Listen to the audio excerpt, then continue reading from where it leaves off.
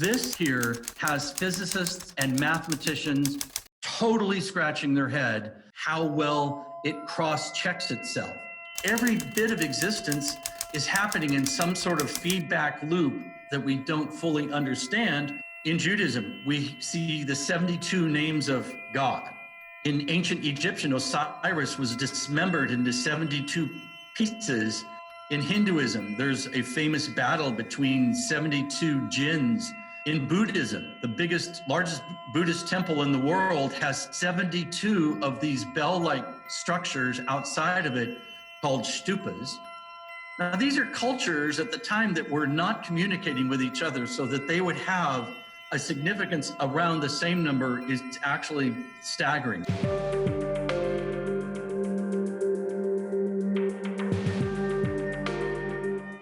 And so I started imagining that this quote might be, coincidence is the intelligent universe's way of communicating with itself.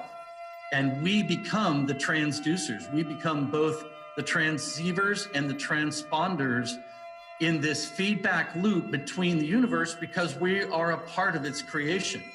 There's no reason to believe, as many physicists now believe, that every bit of existence is happening in some sort of feedback loop with a force or an entity or an intelligence that we don't fully understand, that we just call universe because that's what we can see and sense with either our own senses or with technical devices.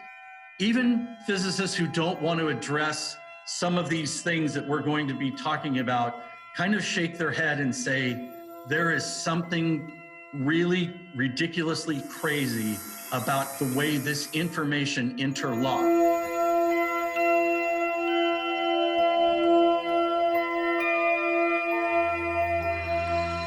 And 72 is a number that we'll talk about. 144 is a number that might jump out at some of you, or the number sequence 144 with some zeros behind it, 1440 or 144,000. Go down to the E note, 81 and 162, and far right, 2592. Those are very significant. Outside of the realm of math, those are significant numbers. These numbers, these 6 notes, D, E, F sharp, A sharp, and C sharp, were the ones that had the highest degree of what Joseph Campbell would call mathematically mythical numbers. I took the number 72, which is the first number on the left of that matrix. In Judaism, we see the 72 names of God.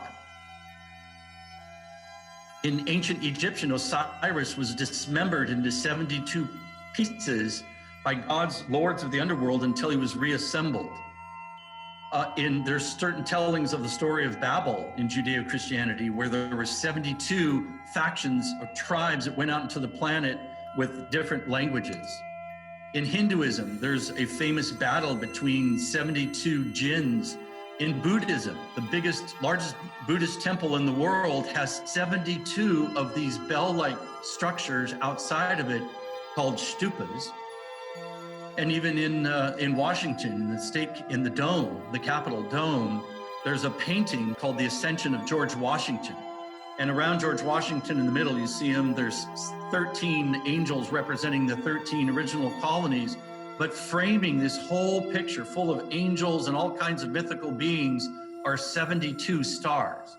Now, these are cultures at the time that were not communicating with each other so that they would have a significance around the same number is actually staggering.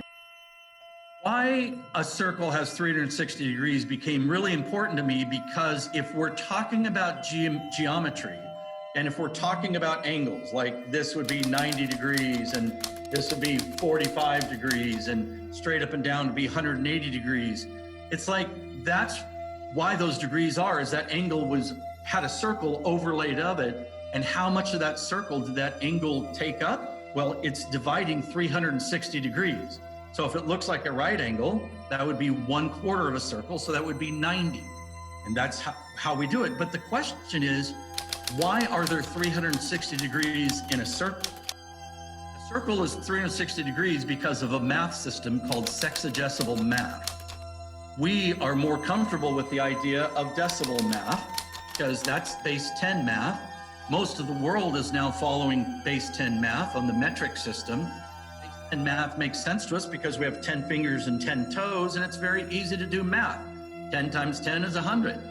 10 plus 5 is 15. It's very easy for us to process. We're thinking in terms of sixes or 60s.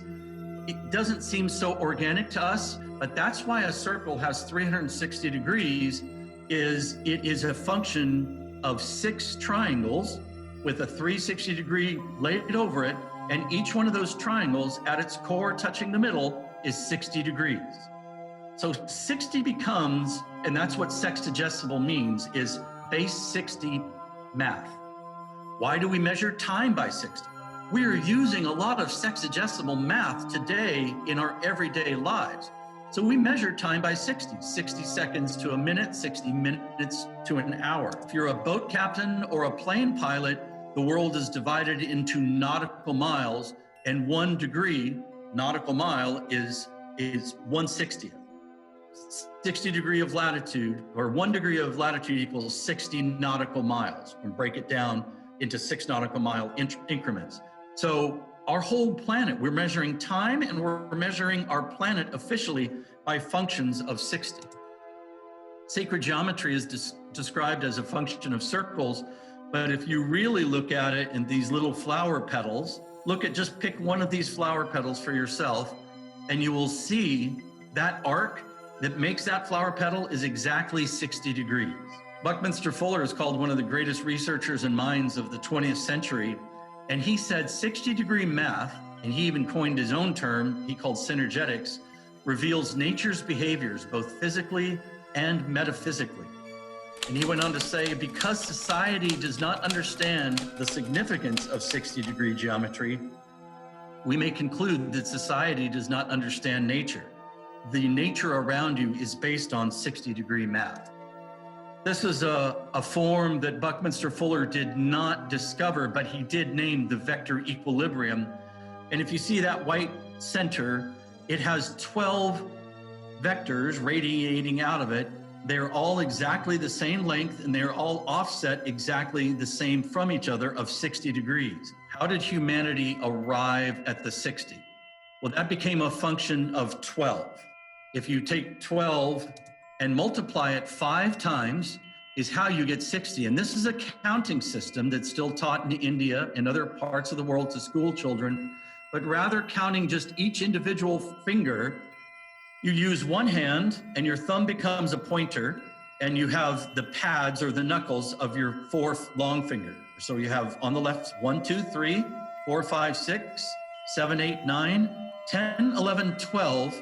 You have 12 space holders on your long fingers of one hand. Once you reach that 12, you use your other hand, your right hand, to hold that position 5 times. So 12 times 1 is 12. And then when you get to 12 again on your left hand, you hold up your second finger. 12 plus 12 is 24. 24 plus 12 is 36. 36 plus 12 is 48. And 48 plus 12 is 60. 12 hours in a day, 12 saints, 12 disciples, 12 inches to a foot came from this counting system.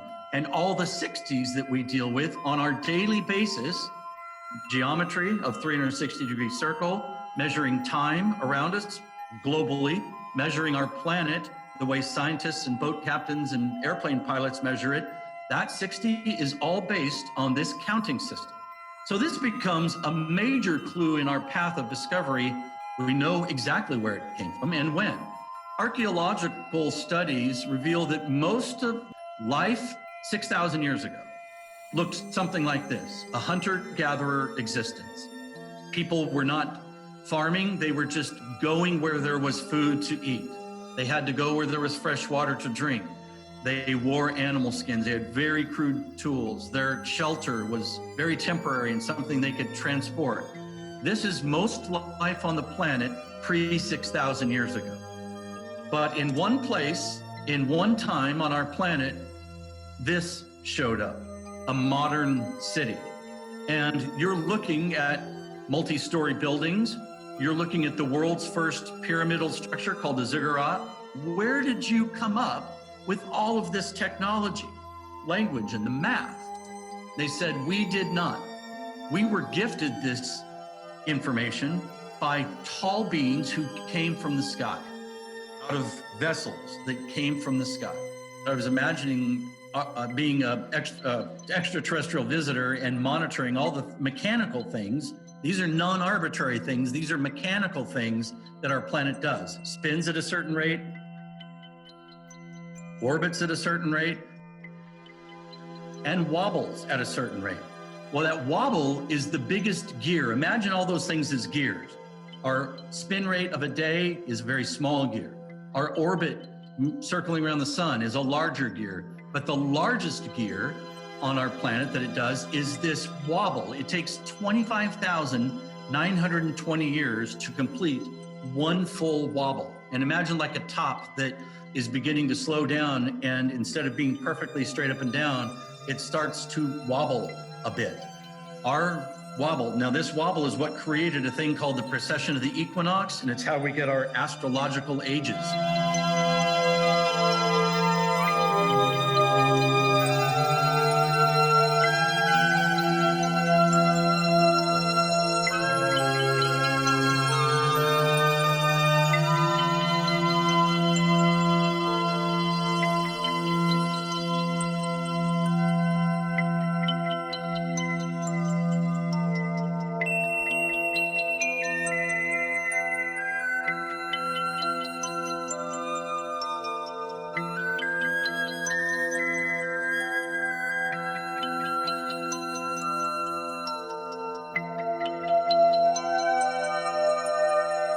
But that 25920 becomes a very significant number. Incredibly equals Sumerian geometry if the circle is 360 degrees. This slide right here is the one that has physicists and mathematicians and professors totally scratching their head, because now you're talking about something that, while you might still want to argue it as arbitrary, it starts leaning into non-arbitrary because of how well it cross-checks itself. So the non-arbitrary wobble divided by Sumerian math equals Sumerian geometry. The first one, 2160, that's the sum total of the cube. 25920 divided by the second placeholder in your finger is 1080, an octagon. 25920 divided by 36 is 720. That's the sum total of a hexagon. 25920 divided by 48 is 540, the sum total of a pentagon. And then 25920 divided by 60 is 432, the mysterious number that Joseph Campbell found all over the world in these mythologies and temples and religious teachings. This is the mind-blowing slide, if you can follow it. There's other crazy things here. Where did the second come from? How did we get the formula for a second? Well, we take 12 hours of day times 60 seconds times 60 minutes. Look at the number that it produces, 432, with 2 zeros behind it. 12 hours of night and times 60 seconds times 60 minutes. Again, 43,200 seconds of night. Total seconds in a day, that was gifted to us, that formula, by these Sumerians, 86,400. Well, if we use Sumerian miles, remember, not metrics, but miles, royal units, our sun is 864,000, the same exact number. If we take 432 and double it, we get 864. Our sun's diameter in miles is a function of 864 with a bunch of zeros behind it, 864,000 miles across. Incredibly, our moon is exactly half of 432. 216 with 1 0 behind it. The moon's diameter in miles, Sumerian measuring system, is 2,160. This is where it gets really crazy.